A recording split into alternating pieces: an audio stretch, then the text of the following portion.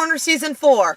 In this episode, we are picking up with parts of that interview with Kevin Eastman that we did last summer, sharing his stories from the creation of the Ninja Turtles through Ninja Turtle history. So you get to learn more about the Words and Pictures Museum and stuff from Kevin Eastman's words, from the creation to the cartoons. We try to cover as many subjects as we can in this one interview. Hope everyone enjoys. We'll also like to share that if you are watching this on CowabungaCorner.com, the episodes will now premiere on Monday. YouTube, you'll still get them on Tuesday, but if you go to our actual website, you can watch this episode and any other episode we upload one day earlier before it premieres on YouTube. So, check out CowabungaCorner.com. This last winter and spring, we've had a lot of Ninja Turtle news coming out, from the Ninja Turtle toys to the, Alien Michael Bay Ninja Turtle movie news. Which, yeah, I'm not going to be covering in this season because we got all these other normal reviews and stuff to handle, and there's not really much to say on it. So if you want to see my views on all of the crazy movie news and the amazing turtle toys, we have all of that covered right now on CowabungaCorner.com. So please check out our website for any of the new stuff coming up. In the meantime, enjoy this awesome interview with Kevin Eastman. Going back, 1980s, the feel of working on Ninja Turtles had to be a lot different than what you're going through right now, working with just Peter on the comics. Can you talk about some of the differences between working back then and what it's like now? Well, what's interesting is kind of at the same time that I'm doing the work with Tom Waltz and Dan Duncan, who's fantastic, he's the artist, and then Rhonda, who's doing the coloring. At the same time we're doing some of the work on that, we're also doing, I've been doing annotations for the Ultimate Hardcover collection. And so the first collection will be, I think it's out in October, and that covers issues 1 through 7 and Raphael. So I've been going through each of those books, coming up with little anecdotes that people might not know about stuff we were thinking about, maybe stuff we were doing at different times during those stories, at the same time working on the new stuff. So it's sort of like having a old new flashback at the same time. So I was sort of reliving all these moments of when Pete and I were in the middle of making this stuff up, because it was, like, for example, things like, when we did the first issue, we never planned on doing a second issue. We never thought the first issue would sell, so we never thought we'd do a second issue. And so when the distributors would call and say, well, when are you guys going to do a second issue? And we're like, well, we should probably come up with an idea. And I think that's Pete, where Pete came up with the Mauser's idea, and then those things started cobbling together. And we were so surprised that sold, that we hadn't really came up with a story for number 3 yet either. But so, and then when we started working on number 3, it was sort of funny because at that time we could do whatever we wanted to do. And so when we started working on number 3, for example, I said, well, what haven't we seen in comics? We knew we kind of wanted to do this story, and we've got this April character, and let's bring her back somehow, and let's do this. And I said, well, I've never seen a car chase in comics. And for probably good reason, Pete said. But I said, let's do a chase scene where, April she's got this van, because she had to have a van, because it's the only thing she could fit all 4 turtles in. She went and picked up the turtles, they got in a van, and they get mistaken for this other van that had been in the car in a robbery, and then the police were chasing it. So we have this whole car chase where she's being chased by the police in this van, and I think I did it for 11 pages. I sort of designed it to go 11 pages, and that was kind of funny because we'd never seen a car chase. Nobody said we couldn't do a car chase, and we didn't have any bosses to tell us you can't do that or you have to do it this way or that. We just did whatever we wanted to. But it was really kind of around book 3 that we had come up with this much larger story arc, which I think even we didn't expect it would run as long as it did. It when it started with what happened to Splinter in the end, the epilogue in the end of book 3, what happened to Splinter when the Mausers attacked, and that led into the whole TCRI and the discovery of the mutagen and their origin, and then they go into outer space and so on and so on. It was just sort of make it up as you go along, and we did, and we were just having literally the time of our lives. I think for both of us, I've never been probably more creative before or after, but that time, Pete and I were just rock solid. Around that time, you guys also, in the early days, got like other people coming to you, like Palladium Books and Dark Horse. Yes. What was it like working with these companies that were not right near you? Like Palladium was in Detroit, Michigan area. Mm-hmm. How was the correspondence with getting the artwork done for the books and everything? What was interesting was with companies like Palladium Books and even Dark Horse, the Dark Horse miniatures, which came later, is everything sort of came to us in a wonderful series of happy accidents, I guess. Which like Kevin Sembieta from Palladium had some success with Robotech and some other Rifts, I think was another role-playing game that he did. And he just, I think, saw the Turtles comic and thought it would make a really great role-playing game, and he called us up and said, hey, I do role-playing games. Funny because I didn't really know about role-playing games, but Pete used to do illustrations for companies, Dungeons and Dragons, and I think Dungeons and Dragons. Pete used to do illustrations for some role-playing game companies, and he was very familiar with it. And Pete was like, yeah, sure, we should do this. And so Kevin said he brought a writer in, and they came up with, you have to have certain elements to tell the role-playing game adventure so people can interact and play. And then all the rules had to be applied. And then they came up with a bunch of other characters that they needed to visualize, that the writer or Kevin, somebody that came up with these different characters. And so Pete and I did the drawing. So it was a traditional back and forth, like like an assignment, I guess. But it was kind of fun because, that was, I was sort of like, is there a big audience for these? And then it ended up being huge. And as a lot of people know, that was it was through Kevin Sembieta and Palladium Books that Mark Friedman ended up meeting us, because he was licensing Robotech around that time, or had licensed it, and had just gone off on his own. And I mentioned to Kevin, I think, and Kevin Sembieta in one kind of phone call saying, hey, I'm looking for any other interesting ideas. What do you got? Anything you got a hot tip on? And I think Kevin was, I'm doing this thing called Teenage Mutant Ninja Turtles. You should meet these guys. It took about a year for him to actually get you guys connected after that call. It was weird. It was because we just didn't care. No, I mean wasn't that. It was sort of we actually were moving back to we're talking these days. I don't think did we even have faxes then? I'm trying to think, because it was we were living in Sharon, Connecticut at the time. We just hired our first employee, which was Steve Levine, to do lettering, so I didn't have to do lettering anymore. Well, you had something that sold very, very good, and a lot of fans already connecting to it at that time. To our surprise and amazement, it was still like sort of like, Peter and I were still going to comic stores every week. We'd drive to a couple of favorite summits. We still buying comics, we were enjoying comics, reading comics, but we were also drawing comics. Even though we could go into a comic store and see our comic in there with other comics, it didn't seem real. It's like, hey, well, it's never going to go past the second issue anyway, or it's never going to go past the third issue anyway. And even like, it's the same when we were doing goes on to when we were doing the animated show. We were flying out to LA and working with the Playmates on the toy line, and we were working with Murakami Wolf and Jimmy Murakami and on the new Turtles animated, the 5-part episode, the first one, as you know. And thinking like, it's never actually gonna make it on the air. So it's sort of like when it did, we go like, oh, there it goes. You flying out to LA and with the toys and stuff, you got to watch any of the creation of the sculpts that were being done. And did you have any favorites that were being worked on?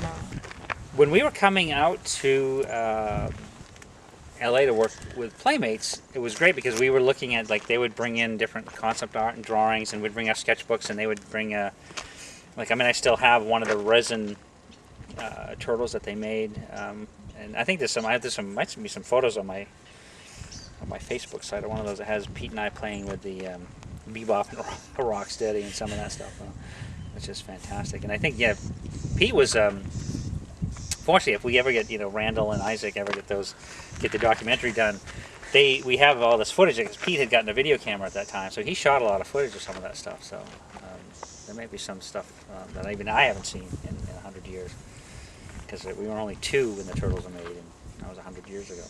It feels like yesterday for a lot of us fans, just remembering our first experiences with the Turtles. So. That's well, and again, thank goodness for speaking of fans again. I mean, with that kind of stuff, it is absolutely fantastic. That one, I remember going from Peter and I going to a KB toy store in I think near Springfield, West Springfield. Was the closest place that we knew that sold turtle toys. I remember walking down the aisle when we heard the toys were actually in toy stores. And as we're going down the aisle to the action figure aisle, there's this mother dragging this poor little 8-year-old out of the aisle and exclaiming she's not going to buy him one of them stupid Ninja Turtles. It goes from that to, 25 years later, we're doing 25th anniversary, and I'm doing a signing. Well, like we're signing like the NECA white version of the turtle toys or that kind of stuff, and it's like that 8-year-old boy now is growing up and has an 8-year-old son. You know what I mean? And not that particular kid, but I'm just saying it was sort of like so many of these fathers have grown up on turtles, and now they were enjoying it with their kids. To me, it was like, I don't see how anybody could be this fortunate or this lucky. I mean, to sort of have lightning strike twice. And that's when Peter and Mirage Studios and Fox Kids started bringing back the most recent version of the Turtles in 2000. And here we are talking about Nickelodeon now looking at a new series, and they're talking about a new movie, and now we're doing a new comic with IDW. It's like, holy smokes! It all happens in the same order each relaunch too. We have the comic book, then the cartoon series, then the movie. That's true. It's happened each time now. Because Pete relaunched the comic book, right? And then right before the 4Kids series was right. relaunched. Launched up, and then we had the 2007 movie, and now we're going through it all over again. But the first time around, we got 3 movies instead of 1. Well, it's funny because I feel bad because I thought I loved the animated movie. I thought it was great. It was Kevin Monroe is a fantastic writer, director, guy, and great visualist. I thought so many scenes in it were beautifully done, and I think that, at least in my opinion, because it was funny because I was working on a Highlander animated series for those guys at the same time that the Turtles movie was going on, and it seemed like Kevin Monroe and Galen Walker, who sort of made it all the movie that it is, had about a year or so of working on it before Warner Brothers kind of realized, like, wow, we have this turtle movie, and this actually could be pretty good. And that's when they started messing stuff up. It seemed like to me, it was like, it didn't seem, because I kid you not, it was like, it was over the course of, over the course of, I think, 4 or 5 months towards the end of the production of the movie, I was going in for Highlander meetings, and I'd show up, say, meeting, one of these meetings, and there's like a guy from Warner Brothers there saying, this is a guy from Warner Brothers, you should check out the movie. Every meeting, every 2 or 3 weeks I'd come in for another meeting, and it'd be, the group from Warner Brothers would grow and grow and grow to like the last, this is serious, the last meeting I was, like 6 weeks later, I'm there for a meeting, and there's like 14 people from Warner Brothers all there. Well, this is the Warner Brothers tour, they're here to tour the animation facility and talk about the Turtle movie, because they just realized that this could actually be pretty good. And then I think they started making changes. I remember Galen's got some wonderful stories about stupid stuff they made him do for no reason. We will have to get him on the Cowabunga Corner sometime. You should. Galen's a great guy. He's really the, I'd say, singularly sort of the unsung hero of that movie. He was the guy in the trenches every day making that work, and I don't think he was ever given proper credit, because he was the one that was going to. He was flying to Northampton pretty regularly to work with Pete to make sure. I know I've heard a lot about him, and I'd like to catch up with him. I met him in 2009 for a split second at the Turtle events. In Tribeca? No. Yeah, I met him at Tribeca Film Fest, and then again at the foot tryout, he was one of the judges. That's right. And then again, he was at San Diego Comic-Con. That's right. Yeah. So he was at a couple of the stops, and I went to all of the stops. So. Well, I know him and Scott Mednick, who is a fantastic partner on the new Turtle movie. I know that they're still pushing ahead with Paramount, so hopefully that's coming together too. Can't wait to see some solid news on that. So, with the background story in that, they had to edit it down and took out the story of Saki's brother. Were you disappointed that Saki's history of why he went evil was taken out of the film? Well, it's interesting because we'd already been down that road, I guess, with the animated movie, the animated origin, which changed. Was a human changed to a rat, and the whole. Yeah. We know. So, Pete and I think, had pretty specifically made up our mind when we started going out to, you know, as I say, it's like when we wrote the original comic series, the first 15, 16 issues that we did, they were all written for us, and intended for an older audience and the whole thing. And so when we were working on the cartoon series, the toy series, we knew we were writing for a much younger audience. So we already said, look, we don't want 6 or 7 year olds, you know, seeing the edginess of what we did in the original series, the black and white series. So we knew it had to be softened and changed, and they had to adapt to different mediums. We were at least aware of that. And so we'd gone through that transition.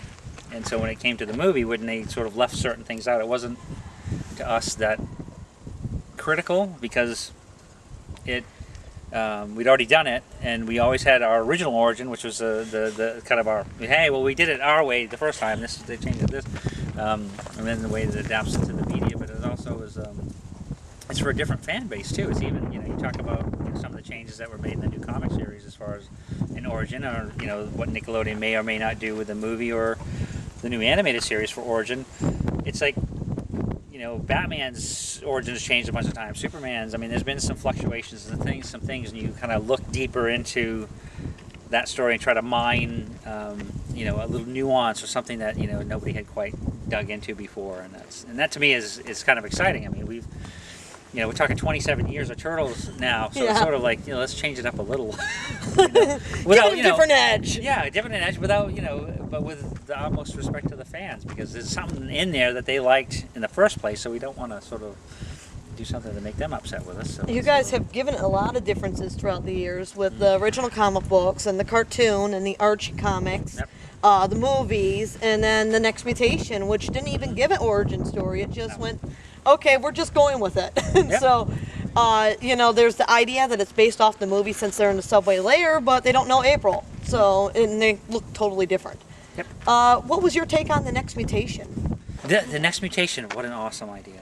The Next Mutation series and evolution was very interesting because the Turtles animated series had just been taken off the air. CBS told us they were changing format and they were not renewing. We had a company and we had different things we were doing. We had a whole team behind this thing, and we needed a entertainment program of some kind in play to keep the whole thing going. There were no movies on the horizon, that kind of thing. And when Fox, I.M. Saban, who had Fox Family, Fox Kids, and Margaret Lesh had come to us, and they wanted to do a live action series because it had never been done.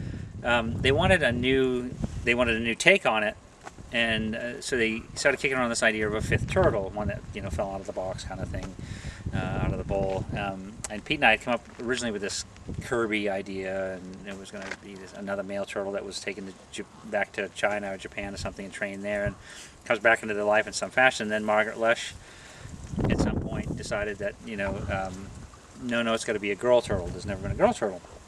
And Pete was adamantly said, no girl turtle. And Margaret Lesh was like, there's either a girl turtle or there's no show.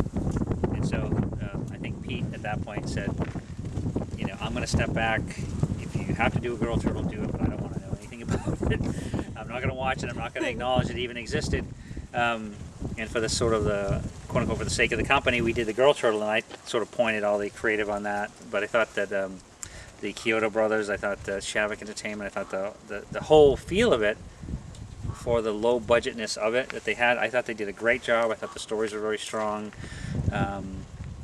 You know, the Venus plot line, I mean, some of the stuff, you know, worked good, some of it didn't work as good, but it was a great effort. And I think that it was funny because if you look back at the ratings at that time, it consistently did, you know, it was in the top 5. It was number 1 for its time slot and children's programming for a long time.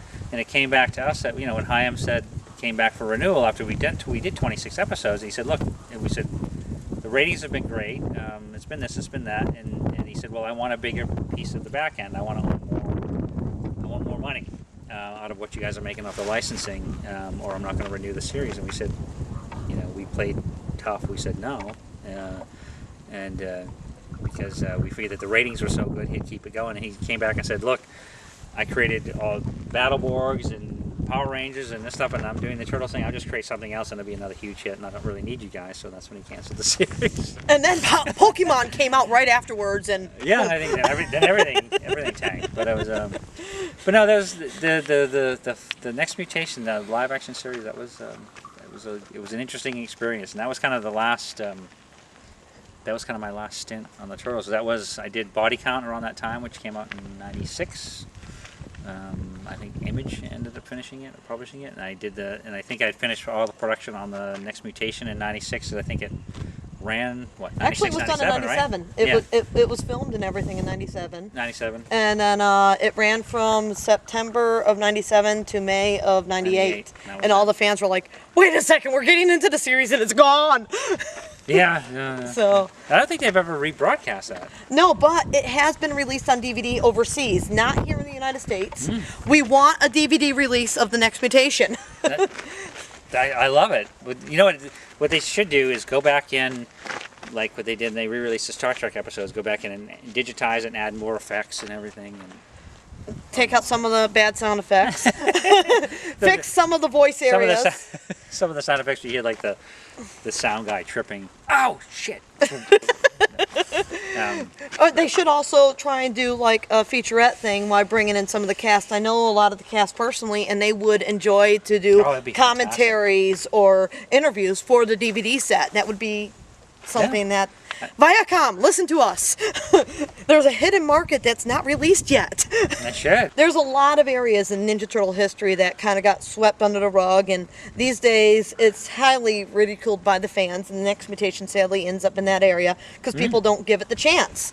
They just say, oh, it's too much like the Power Rangers, and I say, sit down and watch it. But another area, which I know a lot of fans, even if they watch the tapes, won't understand it, besides for the people who saw it live, was the Coming Out of the Shells tour. Did you ever see the live show? Yes. Up in person? Hell yes. What did you think of the Coming Out of their Shells tour? No, I thought it was. I liked it. It was one of those. It was another one of those things that when it was presented to us as an idea, it was sort of like, seriously, dude. And this, and the two guys who were producing it had produced some successful other tours, and they said this is a big thing for kids. To go to these events, and we're different kids concerts and kids musicians and Rafa, those kind of guys, and this things for kids. And so they wrote the songs. We listened to the songs. We thought they were fine. We thought the story stuff that they did was great. We approved the costumes, under the understanding that they had limitations to what the actors could wear on stage. In fact, they had shells on until. Actors were passing out. Yeah, the first couple performances, they had people passing out on stage, which is not good. But I went to the first, I still have the ticket stub. I went to the Radio City Music Hall. The October 3rd pay-per-view one? No, I think it was one of the original premieres. It was like, before that? I think they were still testing out. Okay. They were doing like before it toured live, and when we were around the country. But yeah, that was. That's cool. Did they do it? They must have released a DVD on that. There is a VHS. There's no DVD release of that. And they did a second tour. Did you ever get to see that, Getting Down to Your Town? No. Sorry. We've had a lot of fun facts coming out about the Turtles and changes throughout the years. The involvement of the Turtle movies is one of the areas we're seeing a lot of new facts starting to come out. Pictures, behind the scenes, people are starting to come forward. Oh, cool. Now, with the 3 movies, which movie did you guys have the most involvement in? And did you guys get to visit the sets? The first one was probably the most involvement. The second one, we worked really hard on the script. We were kind of bummed when they wouldn't bring, they wouldn't make up with Steve Barron and bring him back as the director. I don't think I went to the set of 2 or 3. Wow. Pete might have. I can't remember why. I think I was doing. I had started. I'm talking about early 90s. I started Tundra at that time. Tundra Publishing. I was working on the Words and Pictures Museum at a company I had opened in the UK, Tundra UK, and I bought Heavy Metal magazine. At that time, I was buying heavy. So I think it was one of those things that had all these crazy things going on, and it was sort of like while the Turtle Empire was growing and evolving. But it was. We were happy with the script. We weren't as happy with the movie. Just so much kind of a change from the original script to the movie. But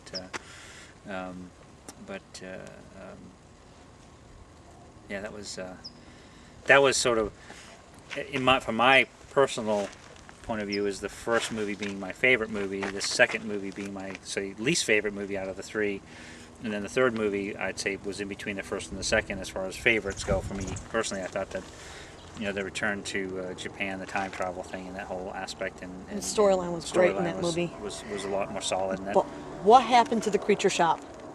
Well, the Creature Shop was another one of those things. It was kind of like when they replaced April in the second movie. Is that I think there were personalities and finances involved that one person may have wanted more than the studio, than the Golden Harvest and New Line wanted to pay, and so I think when the decision to not work with the Creature Shop, which was unfortunate for all, we wanted to keep that relationship going, but we didn't have that kind of say. Our control on so much of that stuff ended at we could approve the treatment, and then we didn't even have screenplay approval.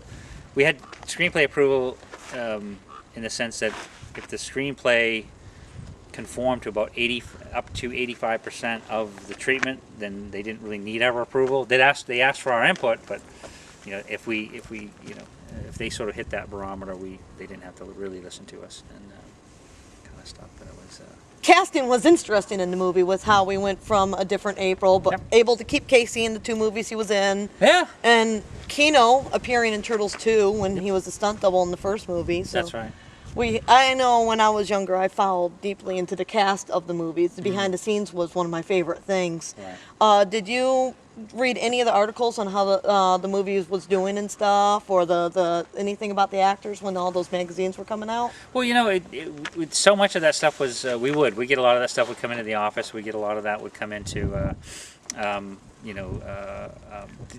it was sort of interestingly enough that it was like being in the middle of a hurricane or a tornado the whole time, because there was always so much stuff going on all the time that you really sort of you try to see everything, touch everything, feel everything, be part of everything, have some sort of say and commitment to everything, as well as actually having a family life.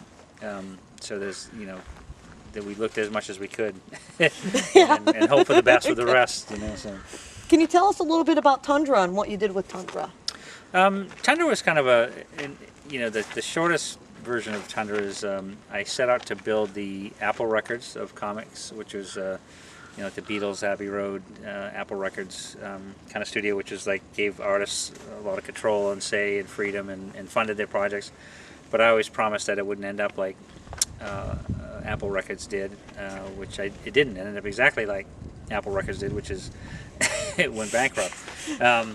No, it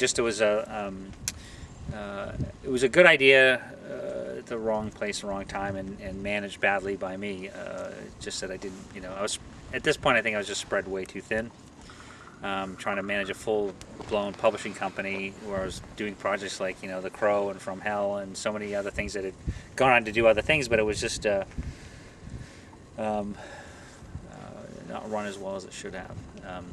But it was it's funny, I always say with the Turtles I was paid very well for my college education, and everything that came after I paid very dearly for my master's degree, which was Tundra UK, all those things. And when it came down to at the end of it, it's sort of I kept my favorite parts, which are things like heavy metal, which I'm just, here I am now. I've been doing heavy metal for since 1990 now, 21 years. What's going on with heavy metal right now? Anything exciting for the fans to be looking forward to? We, we announced a new heavy metal movie that we're developing with Robert Rodriguez at San Diego Comic-Con this year, Comic-Con 2011, and that's pressing forward that we're developing. Robert Rodriguez is an awesome guy, a great creative mind, huge heavy metal fan, and we're sort of finding the voice of the movie right now. So that's kind of what we're doing, and so I think that as we sort of develop and evolve the story, we'll have something. Probably by this fall, we'll go into production, and then it'll be 24 months, I'm sure, 18 to 24 months before the movie comes out. So maybe we'll be opening against the Turtle movie. Oh. 2013. I'll support both. Can you tell us a little bit about the Words and Pictures Museum? Growing up, that was one of my favorite things in the 1990s, was going out there every year for the membership card. The Words and Pictures Museum was started for a couple of reasons. One, it was when I was a kid growing up. I kept telling my parents I wanted to draw comic books for a living, and they thought that was great, but what are you going to do for a real job? kind of thing. And it was right. I mean, nobody realized that you could actually make a living doing comic books. And so, and when I went to art school, and I wanted to draw comic books, most of my art teachers at college, for the whole 6 months I was there, was like, well, that's comic books are not really art. This is art, but that's not art. And I always said, I felt, to me, it's like, I don't care if it's a velvet Elvis painting or a Jackson Pollock or a Delacroix, hanging at the Louvre. It was sort of like artist or whatever people think it is, and to me, comic books is art. And so I always said that, I didn't say it, but I always felt that it'd be great to see comic books in a museum setting someday, because the amount of work and effort that it takes to do a comic story is pretty phenomenal. Amount of talent that you have to draw characters in proportion, in scenes, in sets, having adventures and reacting. It's a hand-drawn movie. And so with the success of the Turtles, I said that I wanted to start a museum to showcase comic books as an art form, and as often as possible show the entire comic book, because you look at a comic book as you see the cover, and then you see all 22 or 24 pages of the comic book, and that's how I wanted to show them in the museum. Was you see the cover, then you could read the entire comic book, and I think when you get that in front of people as an art, and they look at it and they go like, holy smoke, somebody actually drew those. Because it's funny, because there was we were at a signing once, somewhere in the middle of all that, and this kid was getting an autograph, and this mother was kind of behind him, and she was kind of like looking over her shoulder going, she's like, what are you doing? And she said, well, we drew these comic books. And she's like, who drew them? And it's like, well, we drew them, and then we write the stories, we draw them, and then we get them printed, and then we sell them. And she's like, holy crikey, because she thought that they were stamped out in a factory like tires or dishes. You know what I mean? She never realized that there's a person that actually sits there and writes these things and then draws them and comes up with them. She's like, oh my goodness, the stuff you guys are up to today. Like it's all new. So we kicked her, beat her, threw her up. No, but it was funny that people just don't realize that the amount of work. So that was sort of the dream with the Words and Pictures, and so I always felt that if I built a museum, and it was one of 3 in the country. I think Mort Walker had one down in Rye, New York, and there was another comic book art museum in Berkeley. Now there's a new one in Pittsburgh. Oh, good. The Toonseum. I'll have to check it out. So I always had this vision of like, well, if I build this museum, which I did, I put my money where my mouth is, and all the artwork that I collected was on permanent loan, and would do these shows and do the stuff, and I'd get people to come and help support it, and they didn't. People came to it, but nobody. The last thing you want. We bought our memberships. No, I think that was the last thing you want to be is the guy that created the Turtles out there trying to raise money for a museum, because they're like, you got enough money, we don't need any for us. I'm like, no, really, I put $2 million into this thing. I want to see it here forever and ever and ever. And they're like, nah, good luck.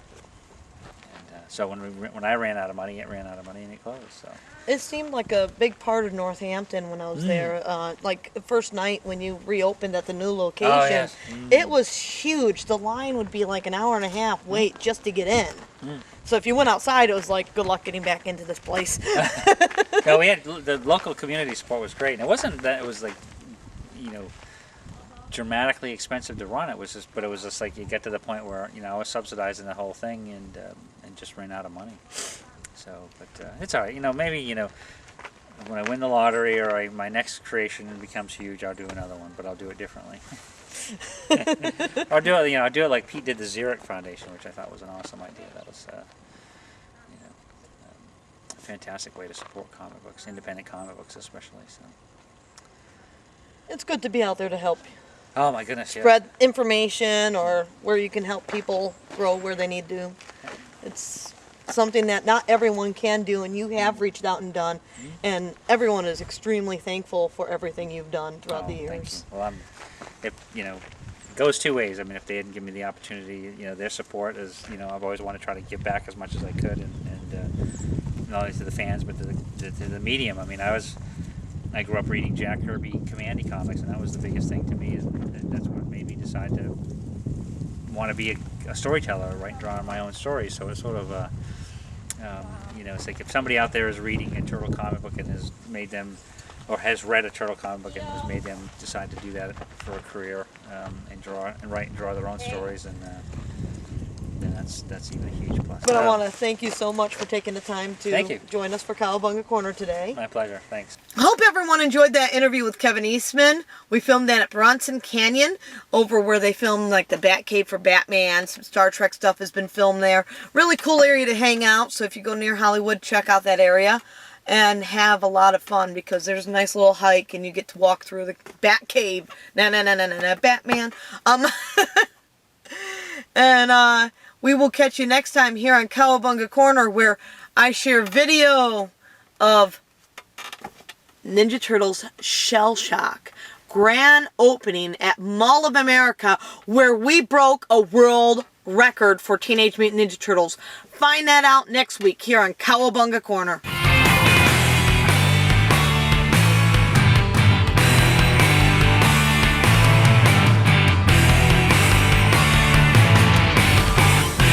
Cowabunga Corner is awesome. Thanks for having me on the show, and watch it and tell all your friends.